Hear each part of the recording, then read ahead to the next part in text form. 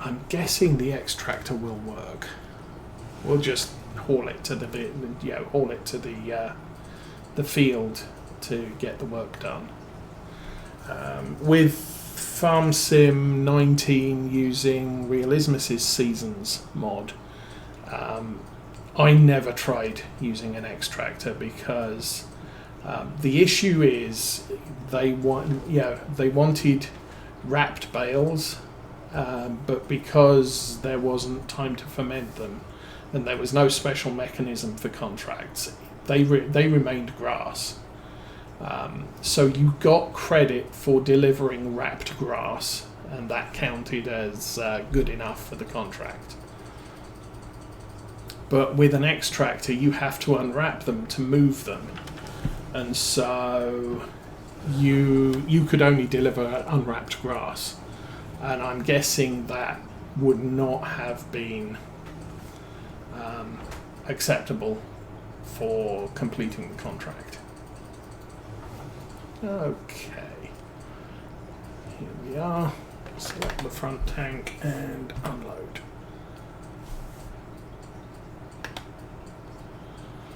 I like having consumable storage on the farm. I just wish there was a lime storage facility. I think there's lime purchase, but there's no lime storage, which is unfortunate. Okay, back that in place.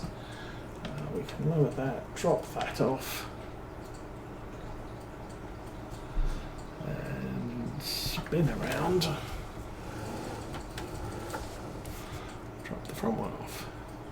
And I think today we should collect the money. I think that's a plan.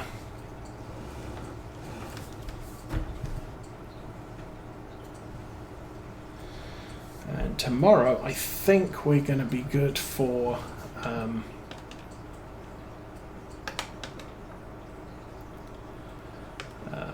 grass mowing. Done.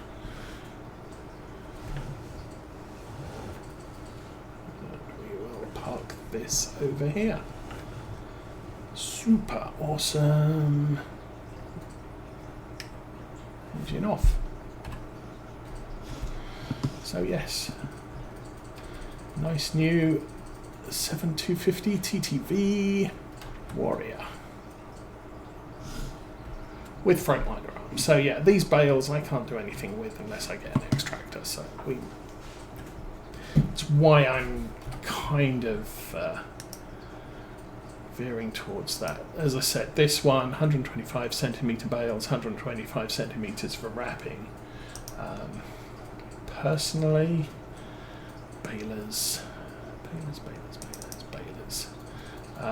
Same with this one, limited to 125. This one I'll do 125 to 180.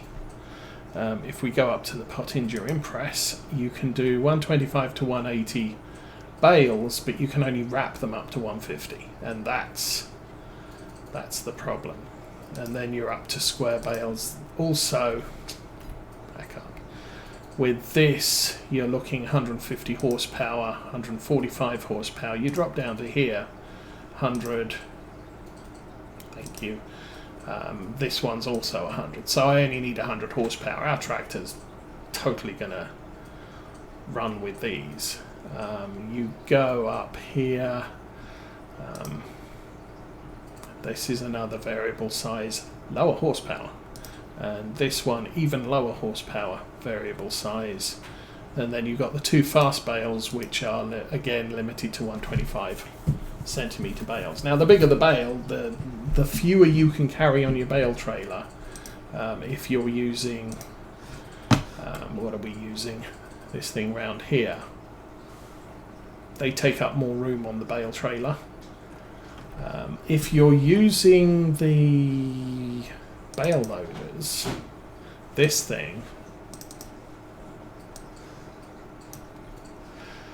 these arms move outwards if you're trying to load bigger bales, so it will take any size bale, 125 to 180, and it'll just extend the arms to hold the bigger bales, which is why you can't mix bale sizes on those types of things. But and this is a used model, and you can tell because it's used. I probably wouldn't have had that baler, the bale trailer, if I hadn't had, if it hadn't been on sale. But it came up in a sale. It was sort of, this is too good to miss.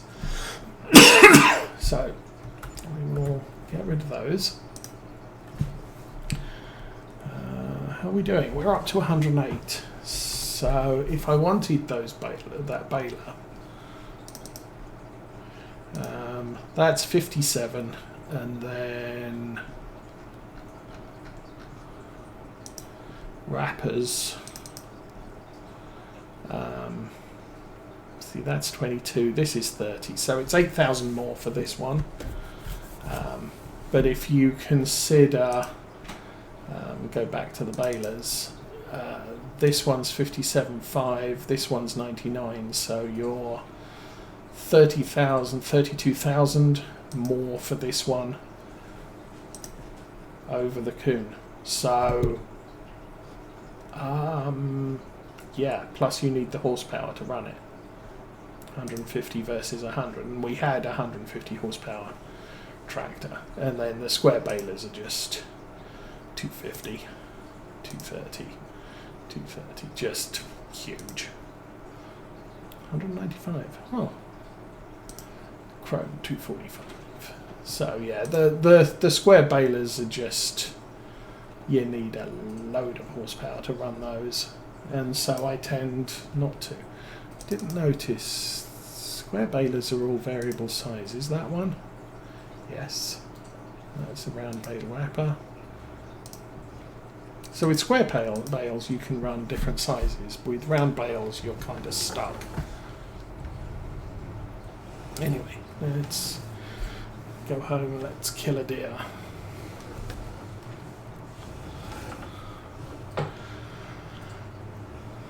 So again, a couple of hours work. Our fields are looking fine. Could stop off and be outstanding in my field. In fact, I could drive to the house and then jump over the fence. It's also a valid option.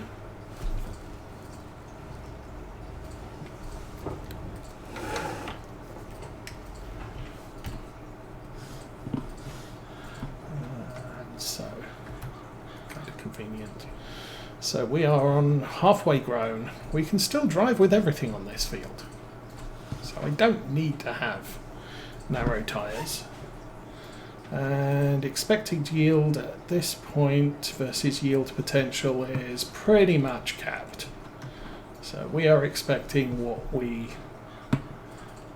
the maximum is. Oh. 125. Well, there you go. Anyway, that's another day. 9 o'clock.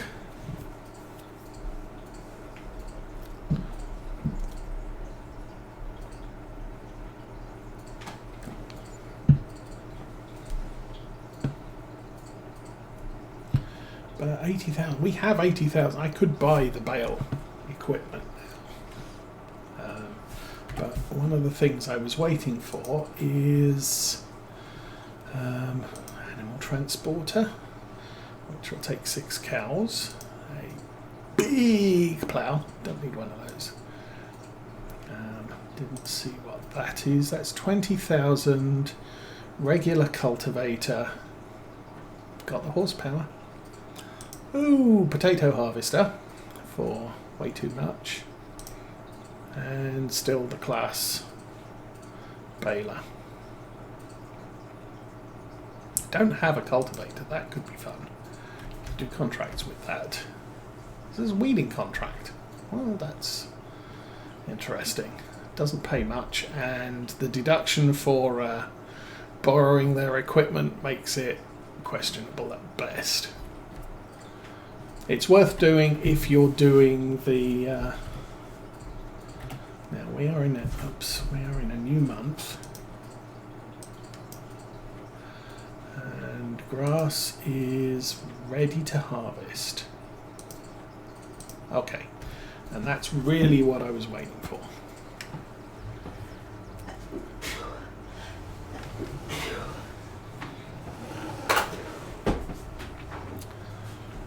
So actually turning over some money from our own fields.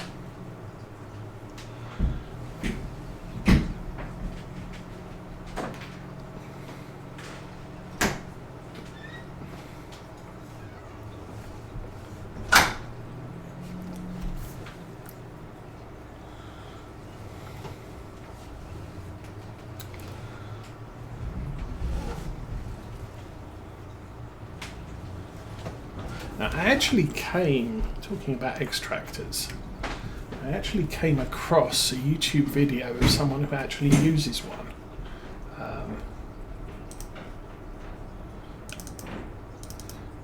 He actually has one of these things, and so he was doing all his baling using one of these, which, first time I've seen one anywhere being used. But, good deal. Okay, let us open the gate.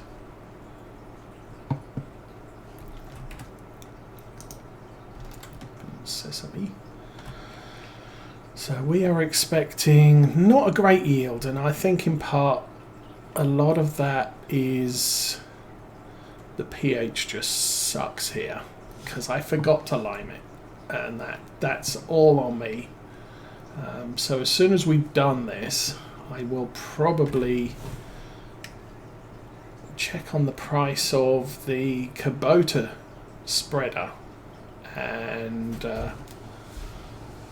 probably lease it again and spray that field. Where is my mower? I think it's down here somewhere. Probably next to the rake. That would be a surprising thing. So now we've got to make some time to sell these tomatoes. They don't have to be done today, but they have to be done before 3rd day in April.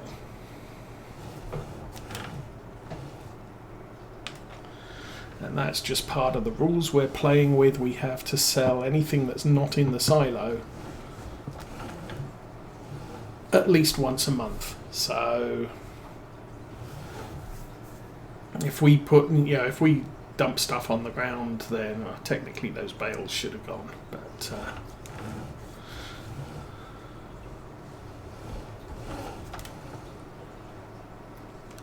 okay, let's unfold that.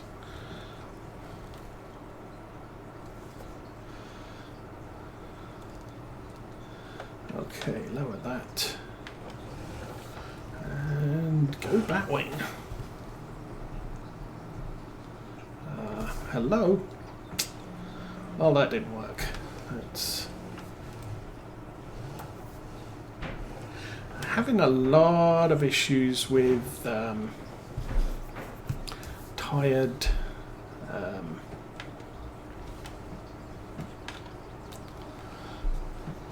buttons are just too much accepting double presses, so you start something and then next thing you know it's not running.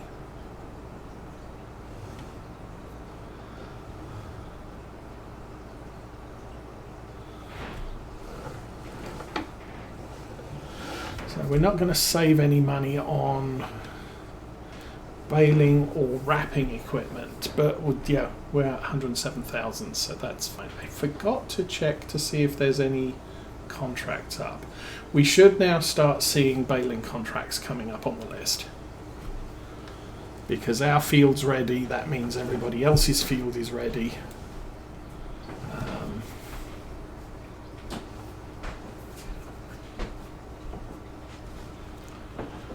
So that can be a thing. The other thing we don't have is a tedder, and probably going to need to buy one of those as well sometime. But for now we're making money on this grass, so it's all going to be silage.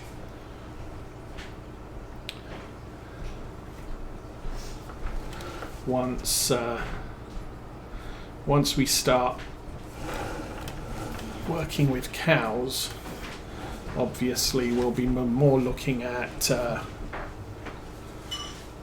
mixing hay and silage, and I want to buy one of those grass fields behind us because they're big.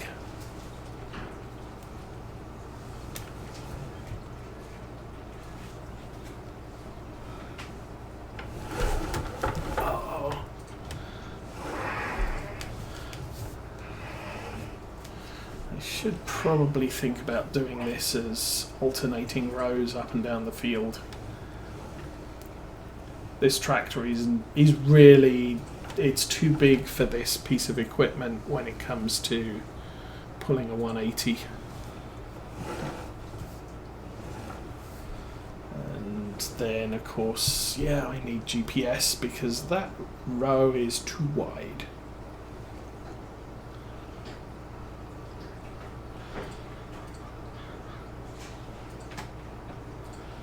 So I guess since we've got a Deutz tractor, we could go with a Deutz baler.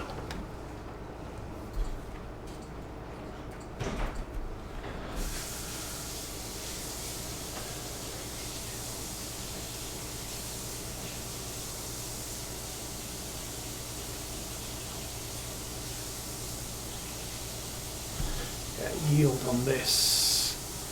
A lighter yellow, so I think our yield is now even worse than it was last time, with darker yellow. And that, as I said, is all down to the lack of lime.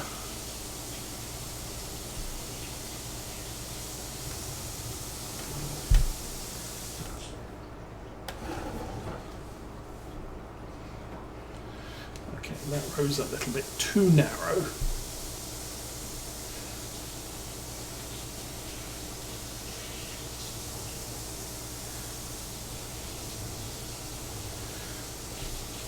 Now, downside of this mower is it's not part of an expandable system, so it's not like, well, I could put a butterfly mower on the back.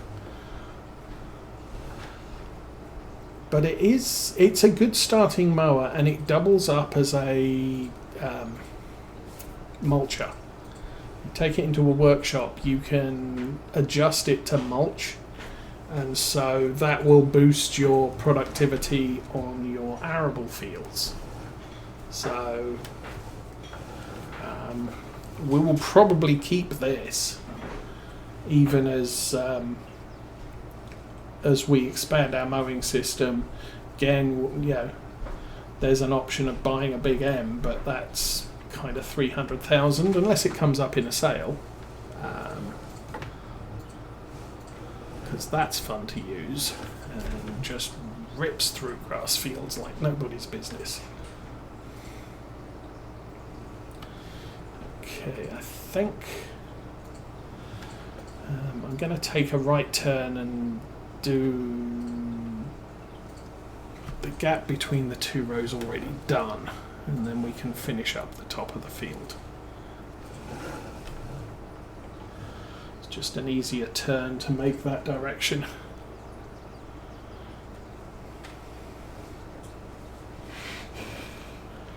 And it's a fast mower, you know, 14 miles an hour. I don't know what the speed on some other mowers are, but I pretty much think that a lot of them seem to be restricted to about 12.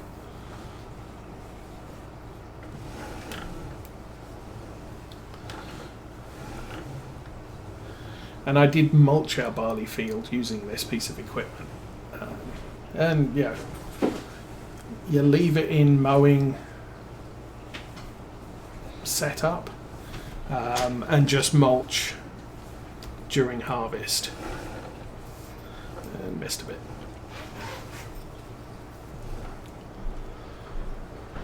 Buying our own mower or our own baler means that I'm not going to be too worried about having product left in the baler at the end of the mowing session.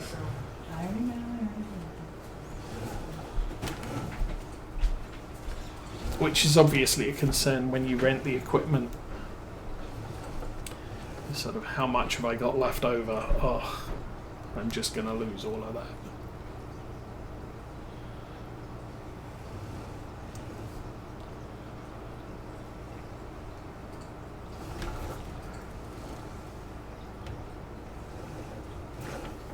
I think we do have, I think there's a reasonable, some reasonable storage area just to the bottom of that cow shed. I was thinking I could possibly put silage bales there, although normally I will put silage bales in a silage clamp, just because, yeah, technically they need to drain correctly, and a silage clamp will be set up for drainage. And real world, the silage bales will leak everywhere, so you kind of don't want them.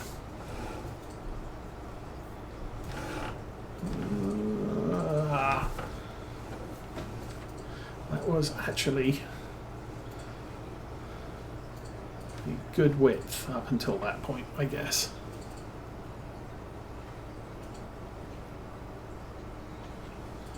I'm going to have to swing a little bit north for that.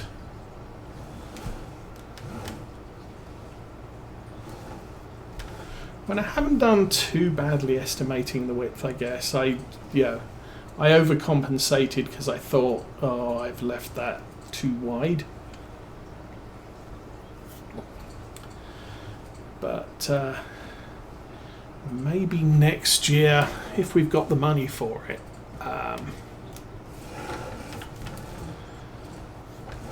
getting ourselves a GPS tracker on this thing would be a good plan, because it'll allow us to better estimate our rows when we're doing things like, you know, alternate rows.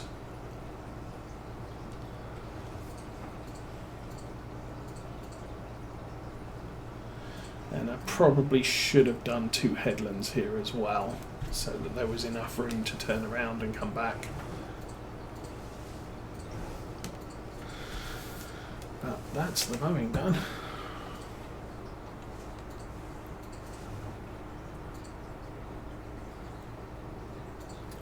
And the other good thing about this is it's narrow enough to fit through the gate, which our little cedar was slightly challenged over.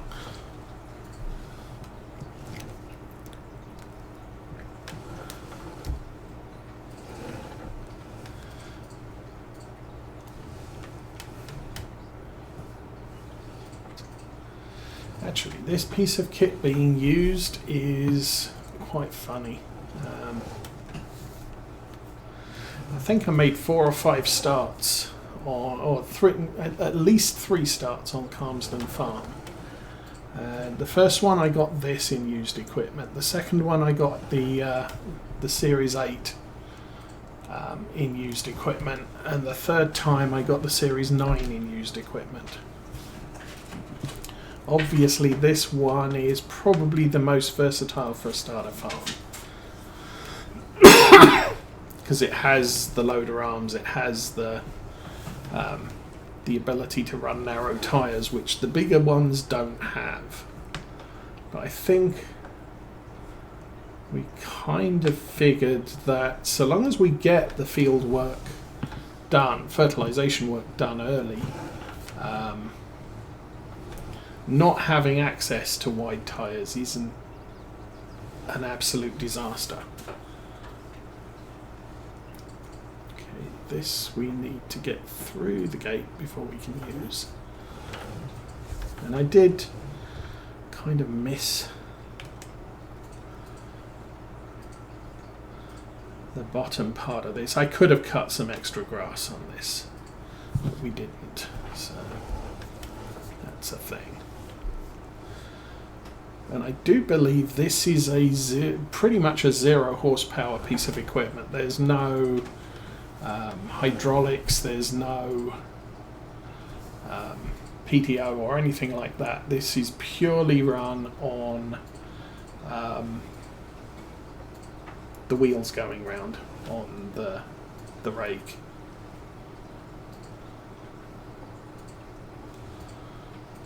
So you can run this on anything.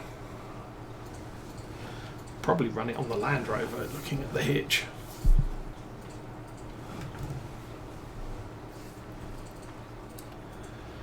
But we will get, so we will be purchasing new baler and new wrapper.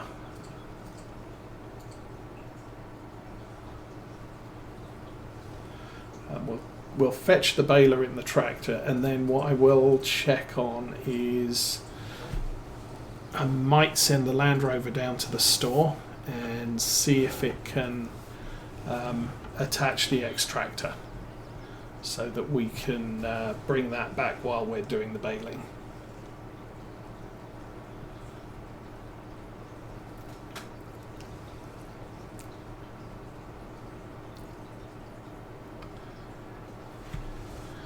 And really, the main reason I'm using this is because it's different. Yeah, it's not as easy to use as the windrower windrows things, the ones with the windmills on the back.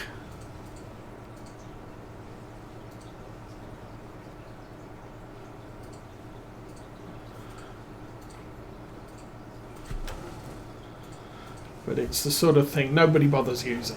But as an entry-level piece of equipment, not quite so applicable because of the size of tractor we're using. But as an entry-level piece of equipment, very low horsepower requirements, and just as usable as something, like the single rotor windrowers. Can't remember comparable prices. Let's get distracted again. Windrowers. So 5,000, 15,000, 5,900, 8,100, and these are all single vane windrowers. So you have to drive up and down the road twice. Here, 19,500. The rake, 19,000.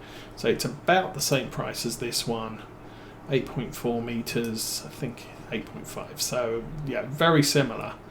But horsepower on the rake is 35, pulling a piece of metal behind you. Horsepower on this is working the rotors as well. So that's basically where the difference lies. Now, most people, we're all, most entry-level tractors, at least base game, are generally looking at over 100 horsepower. So they can run both of those. But if you're doing an old farm with old tractors that have a lower horsepower, then this rake might be the better option. Just because the power requirements of it.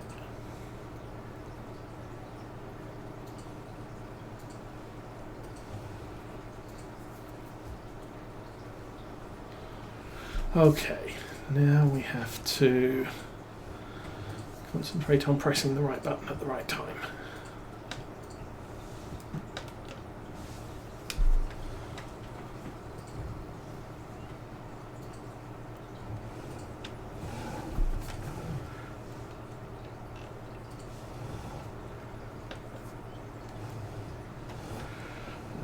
Kind of the problem here is with a normal windrower, the working area is a lot shorter. So you can position the rower sufficiently to just work over the main area that you need road. Because this is longer, we're kind of going to mess up our end rows a bit, and that's unavoidable.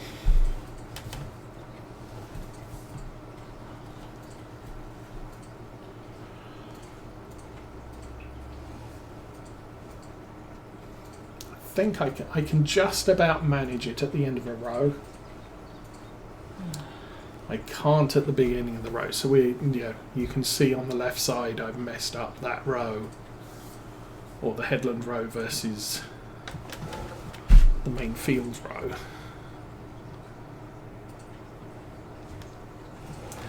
I guess you just have to live with what you got.